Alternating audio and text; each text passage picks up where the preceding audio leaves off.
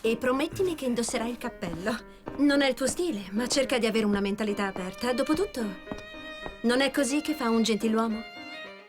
Il professor Layton ed il nuovo mondo a vapore sarà un sequel diretto del futuro perduto e per tale motivo ho deciso di realizzare una serie di video sul terzo capitolo della saga che avrà un triplice scopo. Nello spiegare le vicende io farò finta di non averlo mai giocato, quindi potete seguire la narrazione assieme a me in quanto eviterò di anticipare eventi futuri. Inoltre i video saranno anche interessanti per chi aveva già completato il gioco a suo tempo, in quanto vi mostrerò la profonda e triste lore che è nascosta dietro tale capitolo, che non consiste banalmente nei viaggi temporali. E terzo ed ultimo motivo, dato che inevitabilmente nel nuovo mondo a vapore ci saranno rimandi a vicende passate, è fondamentale che siate neofiti o veterani della saga avere una rinfrescata generale per potersi approcciare al meglio al nuovo capitolo di Layton. In questo video andremo ad analizzare e ripercorrere le fasi iniziali del futuro perduto, dal prologo fino al capitolo 4, Ritorno al presente. Se volete supportare la serie vi invito a lasciare un bel mi piace, iscrivervi al canale ed attivare la campanella delle notifiche per non perdervi i prossimi episodi.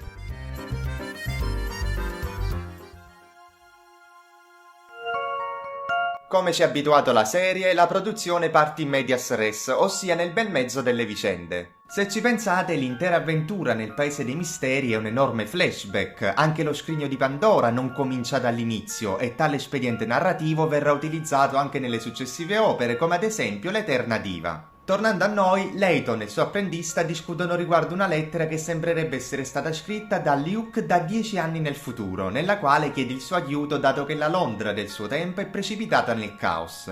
Il professore è convinto che ciò sia in qualche modo collegato agli avvenimenti della settimana prima. Ecco quindi il tradizionale flashback che ci porta al momento della presentazione della macchina del tempo da parte dello scienziato Alan Sangan. Tra gli invitati spicca soprattutto Bill Axe, rappresentante i vertici della società. Il suo nome, che compare anche su un giornale di Scotland Yard nel richiamo dello spettro, è probabilmente un riferimento all'ex primo ministro australiano Bob Buck. Premessa doverosa a chi si è da poco avvicinato alla serie: il professor Layton, per come era stato concepito dal director Akihiro Ino, non doveva essere un'esalogia ma una singola trilogia. E tenete bene a mente questo dettaglio perché quanto appena detto è riscontrabile fin dalle battute iniziali. Il dottor Sangan dallo sguardo sospetto, il ministro Axe intimorito come se avesse già visto quel congegno ed infine la macchina del tempo. In soli pochi minuti c'è già tantissima carne a fuoco ed aspettate a vedere quel che succederà a breve.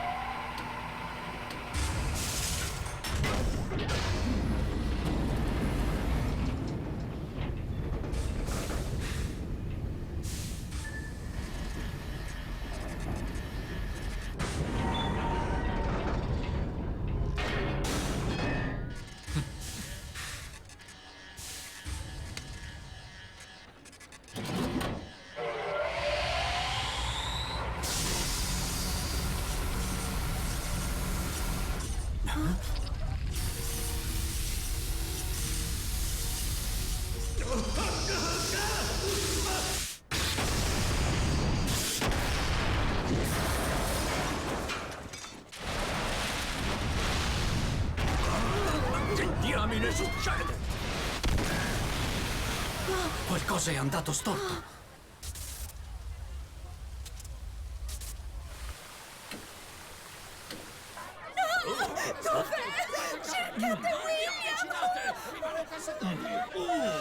Signore e signori, vi prego di mantenere la calma e di evitare scene di panico. Ma che gran pasticcio! Ha visto? Il primo ministro e il dottor Stangan sono scomparsi! Oh cielo.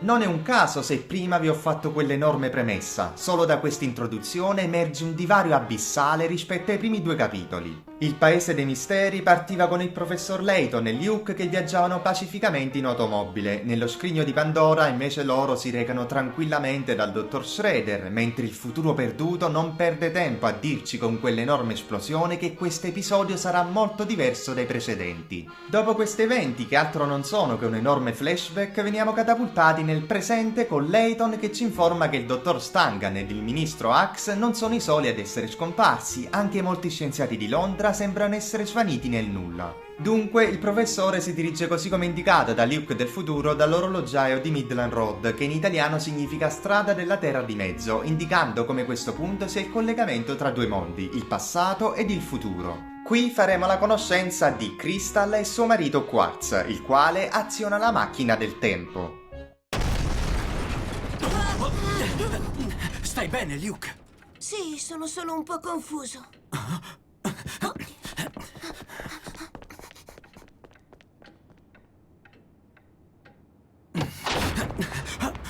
Che cosa sta succedendo? E dove accidenti siamo finiti, professore? Il pavimento vibra pesantemente e dopo che Layton e Luke escono si trovano in un posto molto diverso dalla Londra che conoscono. Con tale scena si chiude questo ampio prologo.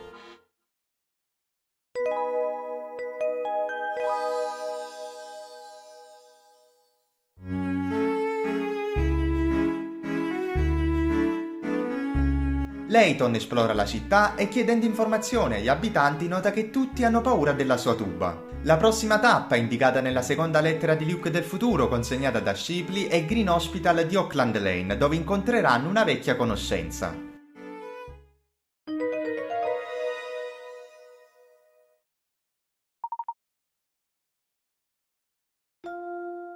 Professore, se sta leggendo questa lettera, significa che è arrivato sano e salvo nel mio tempo.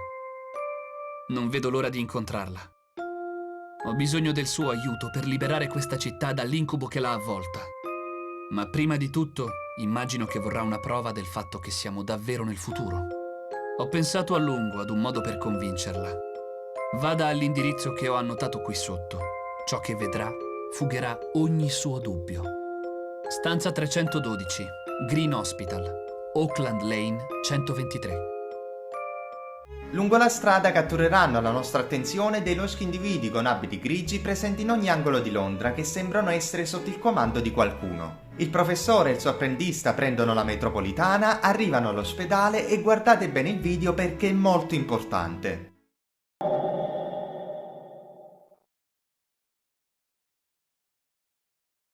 Chi è? Oh, sei tu, Herschel. E c'è anche il piccolo Luke. Andrew? Perché mi stai fissando, Herschel? Ho del cibo impigliato nella barba. Oh, non badarci, ragazzo. Accomodati, accomodati. Sai, di recente ho sentito delle voci molto sgradevoli su di te. Ma io non ci ho creduto neanche per un secondo. Che tipo di voci?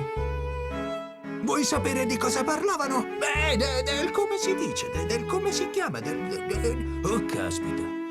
Me ne sono completamente dimenticato. Beh, non ha importanza.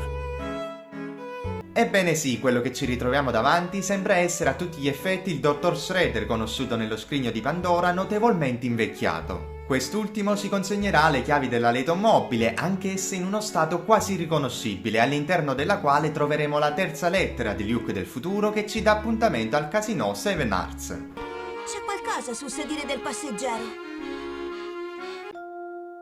Professore, spero di essere riuscito a convincerla che si trova nella Londra del futuro. Adesso che ne è consapevole, vorrei rivelarle il segreto che sta terrorizzando la città. Ma sarebbe meglio parlarne di persona.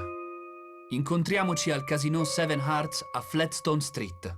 La aspetterò lì. Beh, cosa ne dici, Luke? Sei pronto a incontrare il Luke del futuro? A dire la verità, non lo so. Mi sembra tutto così strano, professore. Ti capisco, ragazzo mio.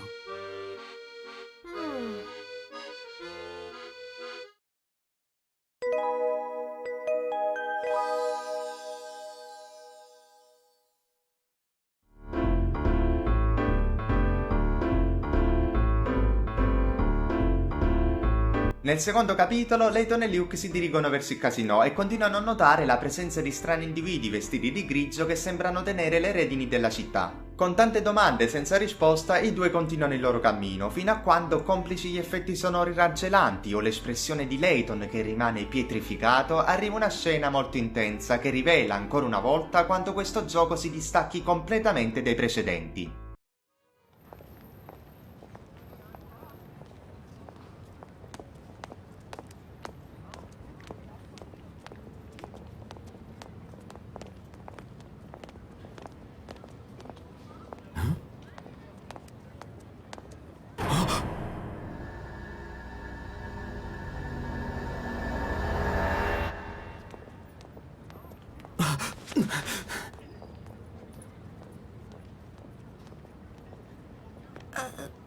Professore, È bellissimo, Herschel. Ti piace davvero? Ma certo, anzi, non solo mi piace. Lo adoro. Ti ringrazio tanto. Trovare il regalo giusto può essere un autentico enigma. Ma per fortuna ogni enigma ha una soluzione. Non lo dici sempre?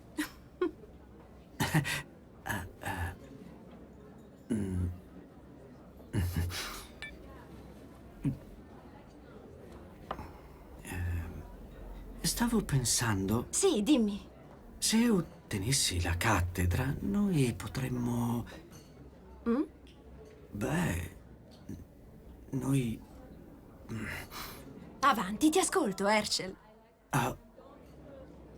Te lo dirò più tardi. Su, dai. Dimmi di più su questi tuoi progetti. No, non fa niente. Ora mangiamo, prima che si freddi. Ehi, non vale cambiare argomento. Ma io non l'ho fatto. Invece direi proprio di sì. Layton con le mani tremolanti, pallido come mai visto, è evidente che quella persona gli ha ricordato qualcuno del suo passato che ha significato molto per lui. Nel flashback, per la prima volta nella serie, vediamo il professore non più critico, non più risoluto, ma un Layton in imbarazzo, con difficoltà ad esprimersi. In altri termini, vediamo un Layton umano. È questo il momento esatto in cui si comprende che il futuro perduto abbandona l'eredità di semplice puzzle game, rivolgendosi adesso ad un pubblico che si è affezionato al professore e proponendo un'esperienza narrativa che rimarrà impressa nella nostra memoria per sempre. Layton non è più un personaggio che serve all'utente per farsi strada in una storia, ma diventa protagonista di quella che sarà la sua storia. Come sottolinea questa sequenza molto umana, dove non riesce nel suo intento di fare quella che era sicuramente una dichiarazione ufficiale, scena ancor più commovente considerando il loro triste destino. Il regalo dell'orologio poi è un altro dettaglio che rende questo capitolo un capolavoro. Non è un oggetto casuale, ma una doppia connotazione simbolica. L'asse attorno al quale ruota tutta la produzione, infatti, è il tempo, il suo scorrere inesorabile e l'impossibilità di cambiare il passato, dal momento che è proprio lì che si trovano le radici del nostro futuro. Il secondo scopo della scelta dell'orologio come dono di Layton ritornerà nel finale di questa avventura, per adesso ricordate bene questa finezza. Il duo raggiunge infine il casinò, dove avviene finalmente l'incontro con il mittente delle 3 lettere. Quindi tu sei... lui è il futuro me. È bello incontrarla finalmente, professore. O piuttosto, credo sia più opportuno dire che è bello rivederla. Sono io, Luke Triton.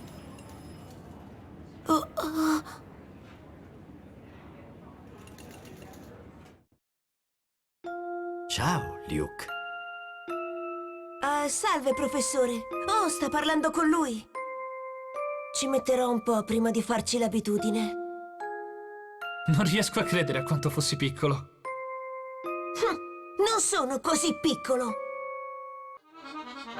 Mini parentesi, il suo doppiatore inglese è Yuri Lowenthal, lo stesso che dà la voce a Randall nella Maschera dei Miracoli. Ad ogni modo, per accertarsi della vera identità del professore, Luke del futuro gli proporrà una sfida d'ingegno e l'atto di puntargli contro il dito, esattamente come ha fatto Layton per tutta la trilogia, è un tocco di classe formidabile. Superata la prova, Luke del futuro spiega che un genio malvagio, approfittandosi del caos generatosi nel Parlamento a causa della scomparsa del primo ministro, si mise al controllo di Londra governandola con il pugno di ferro. Essendo ossessionato dai viaggi temporali, ha poi collaborato con il dottor Stangan per creare una macchina del tempo funzionante. Tale individuo si scoprirà essere nient'altro che Layton del futuro, che è a capo di un'organizzazione criminale chiamata La Famiglia, in cui dà dimora a tutti gli abitanti. Ed è per questo motivo che in città tutti hanno paura alla sola vista della tuba del professore. Ed i membri della banda La Famiglia sono quei tizi vestiti di grigio che abbiamo visto in ogni angolo della città fino a questo momento. Vi voglio adesso far notare quanto la narrativa in questo capitolo sia costruita in maniera impeccabile. Layton non risulta affatto sorpreso quando viene a sapere che la minaccia è la sua controparte futura, rivelando ancora una volta il suo lato umano. Egli infatti non è sicuro che un giorno non venga corrotto dal desiderio di modificare il passato, perché lui più di chiunque altro avrebbe interesse a farlo. Ed è questa insicurezza legata alle sue esperienze pregresse che fa andare avanti il racconto e fa comprendere come quel flashback nel quale lo vediamo giovane ed insicuro è un artificio studiato ad hoc per non far arrestare la macchina narrativa.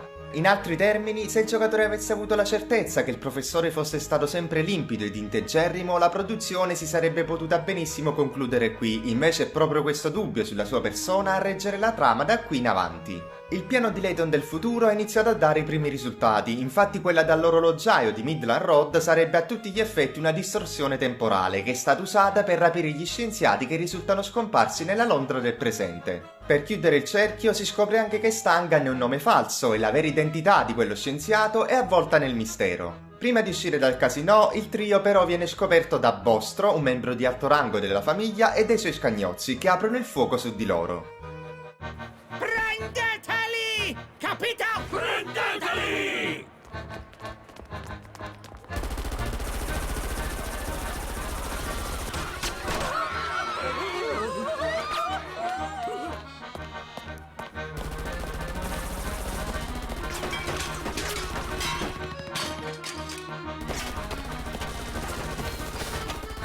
Professore, siamo circondati.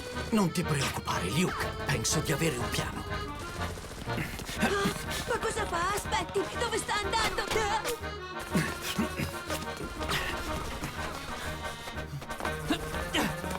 Vedo una via di uscita, professore. Sì, certo, ma ho bisogno del tuo aiuto. Agendo d'astuzia, i tre riescono a scappare costruendo un'arma con i pezzi di una slot machine.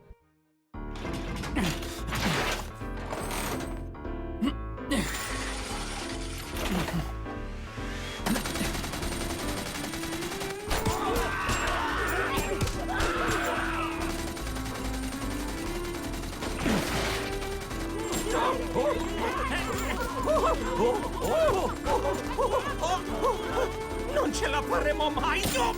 Ritiratevi! Ritiratevi! Stavolta c'è mancato un pelo. Così si fa, gli abbiamo reso pan per focaccia. Sarà, ma non mi sembra che tu abbia fatto molto. Beh, tu sei me. Ciò significa che anch'io ho dato il mio contributo. Ne sei proprio così convinto?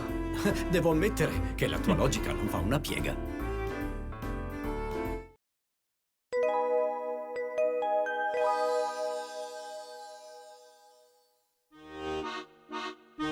Comincia così il capitolo 3, dove l'obiettivo del viaggio è Chinatown, avendo saputo che Layton del futuro ha il suo quartier generale proprio lì. Usciti dal casino, i due Luke decidono di aggiungere il suffisso piccolo e grande per distinguersi meglio e non confondersi. Nella versione giapponese del gioco, Luke grande o del futuro, come appare nella finestra di dialogo, viene invece indicato come Seinen Luke, che può essere tradotto come Senior Luke. Continuando, il team incontra poi un tizio in camice da laboratorio dall'atteggiamento molto sospetto.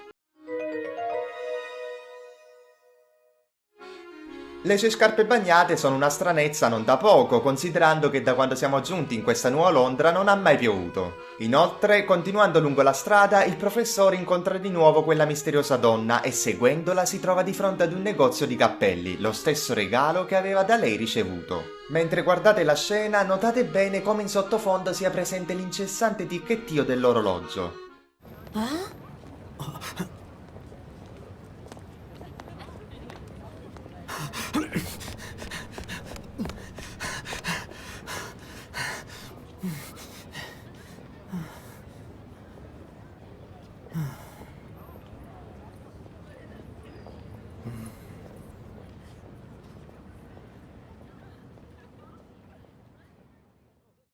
Ecco qui. E questo cos'è? Aprilo e lo scoprirai.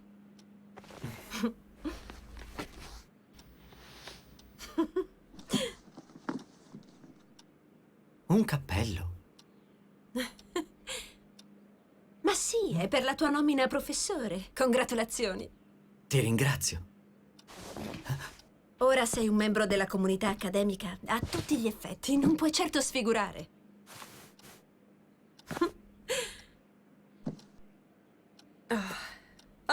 Impressionante, Herschel. L'immagine di un vero gentiluomo. Un vero gentiluomo, dici? No, non togliertelo. Ti sta bene, davvero. Quindi lascialo dov'è.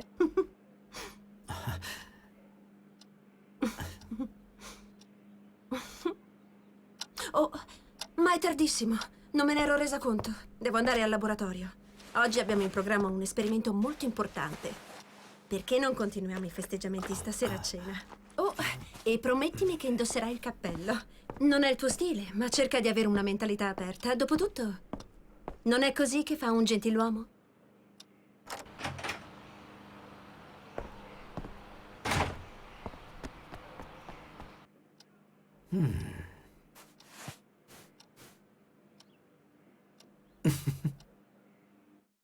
Ricordate bene questi due particolari, apparentemente normali, ma che diventeranno tristissimi tra un po'. Il primo è che Claire si sta dirigendo al lavoro per un esperimento molto importante. Il secondo è ciò che dice a Layton di non togliersi il cappello perché è così che fa un gentiluomo. La stessa frase la sentiremo soltanto un'altra volta, dopodiché non sarà mai più pronunciata da nessun altro nella serie. Solamente alla fine della trilogia, dopo ben 2 giochi, scopriamo l'ineguagliabile valore affettivo che ha per il professore il suo cappello, quello che possiamo considerare il suo simbolo distintivo, che non a caso è diventato l'icona dell'intero franchise. Nella sequenza vista poi, quella del ticchettio dell'orologio è un'incessante ombra tanto persistente da diventare opprimente, soffocante, che mette in chiaro come la più grande forza della natura sia proprio il tempo, che scorre in una sola direzione. Il suo fluire inarrestabile e la precarietà della vita che vengono introdotti in questo capitolo saranno poi temi chiave che verranno approfonditi in una successiva produzione. Mi sto riferendo al mega capolavoro del professor Layton e l'Eterna Diva, quello che considero il miglior film di animazione mai creato, che propone una storia straziante all'insegna dell'accettazione della morte e del superamento del lutto. E dato che le opere di Monolith Soft costituiscono gran parte dei contenuti del mio canale, non posso non citare e consigliarvi, se non l'avete ancora giocato, Xenoblade 3. Il titolo è ambientato da Ionios, un mondo nel quale la vita dei personaggi è limitata a 10 anni, e ciò li porterà a meditare sul vero senso dell'esistenza, ma soprattutto come utilizzare al meglio il loro tempo, un bene che noi diamo troppo spesso per scontato e di cui ce ne rendiamo conto solamente quando troppo tardi.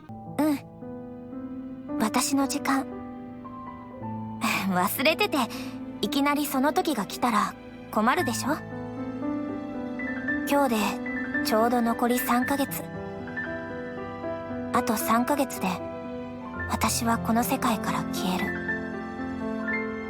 ずっと考えてたんだ。私に何ができるのか、何を残せるのかって。そんな思いの人たくさん送ってきた。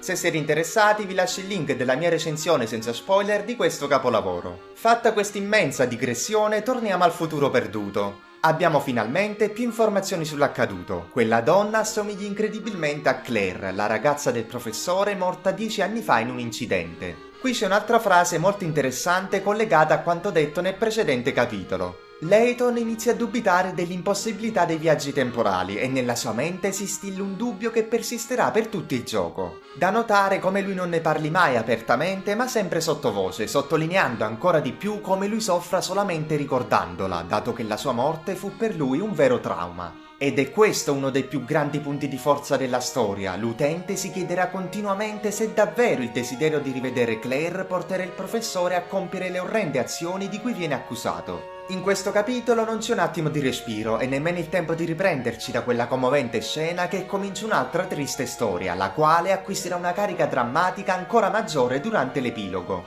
Luke si troverà di fronte a una statua di uno scrittore ed un ragazzo. Quest'ultimo era malato e dato il loro legame l'uomo cambiò il proprio target di riferimento scrivendo un libro di avventure per lettori di ogni età. Purtroppo alla fine il ragazzo morì e notate come la musica si interrompa nell'esatto momento in cui si parlerà della straordinaria amicizia tra i due.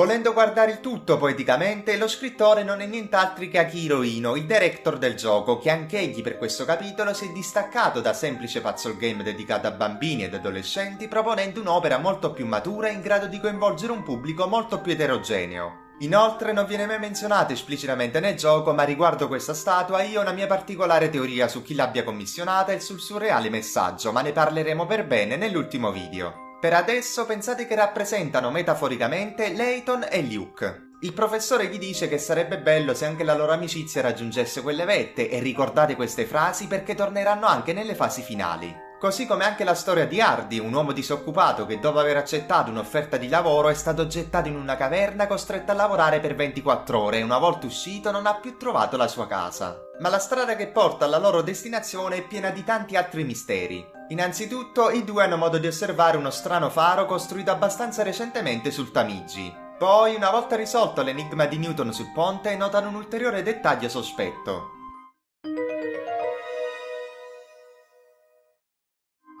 Vedono per la seconda volta un altro uomo in camice da laboratorio con le estremità dei suoi pantaloni e le scarpe zuppe d'acqua. Il gioco svolge un lavoro eccellente nel presentare vari indizi che sembrano apparentemente privi di senso ma che faranno parte di un gigantesco puzzle all'interno di una cornice di un'intricata trama che diventerà sempre più contorta ed articolata. Giunti attraverso uno spettrale bosco a Chinatown scoprono che l'enorme portone d'ingresso è chiuso con a guardia quelli che sembrano essere l'ispettore Shelmy e Barton invecchiati, i quali ricordano a Layton qualcosa del passato su cui vorrebbe indagare. Quindi Luke del futuro gli rivela che è possibile tornare al suo tempo grazie all'orologiaio. E così si chiude questo criptico capitolo 3 che non a caso si chiama Un futuro enigmatico.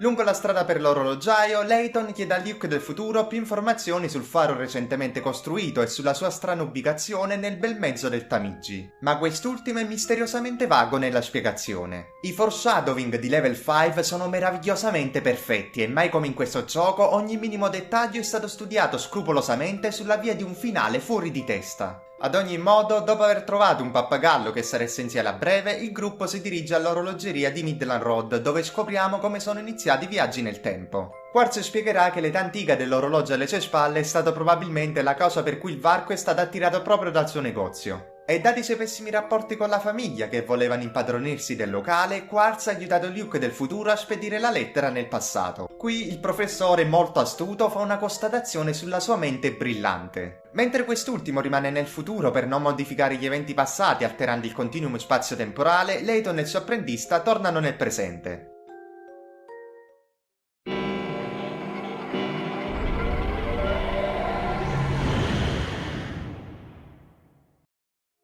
La prossima tappa prima di andare a far visita all'ispettore Shelmy è l'università Gresseneller.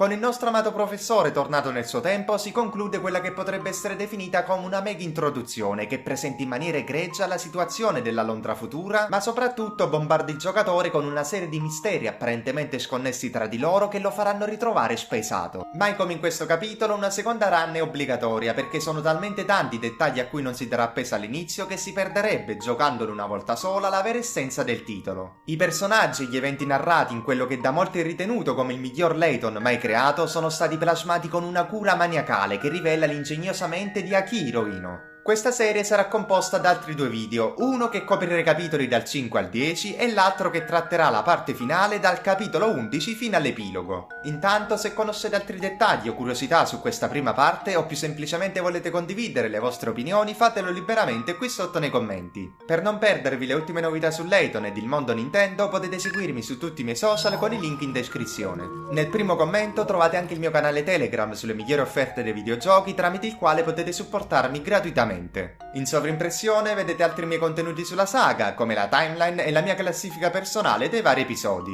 In attesa del mio prossimo video, ciao e buon gaming a tutti!